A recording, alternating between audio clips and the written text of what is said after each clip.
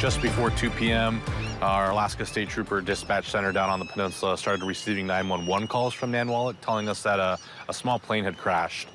And 2 people died, and a third person is in the hospital after that plane crash that happened yesterday on the Kenai Peninsula. Tonight, we have team coverage.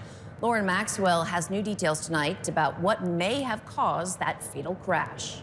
Well, Rebecca, that's right. And this is a tough one because it sounds like the pilot may have been trying to avoid hitting a loose dog.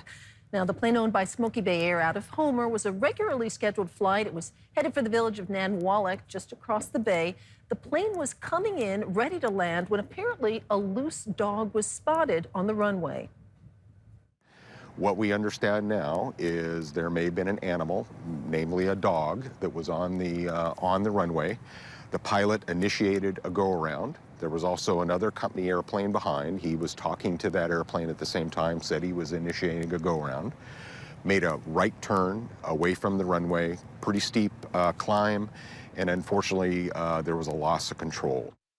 Now, the NTSB says the plane most likely experienced what's called an aerodynamic stall as it made that steep climb and crashed on the beach near the runway. But the NTSB also says that nothing is certain, and this investigation is just beginning. If you'd like to hear more of our conversation with the NTSB, we have an extended interview that's coming up tonight at 6.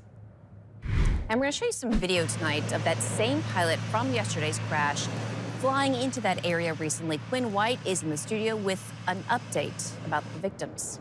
That's right, Rebecca. Starting with the pilot, 48-year-old Daniel Bunker from Homer. Before he was a pilot, he worked at Paul Banks Elementary School. The superintendent of the Kenai Borough School District calling him someone who had an impact on a lot of people. A guy with a big heart, a love for his family, a love for the community, and Homer and all those Southern Peninsula communities that he flew to are going to suffer a big loss, or are suffering a big loss right now. I also spoke with the loved ones of 37-year-old Jenny Irene Miller earlier today, who said she'll be remembered for their humor and generosity. She was an Inupiaq artist based in Anchorage, traveling to Nanwalek for an Artist in Schools program. A third passenger is still in the hospital tonight. We don't have a name or any other details on who they are yet, but we'll keep you updated. Rebecca?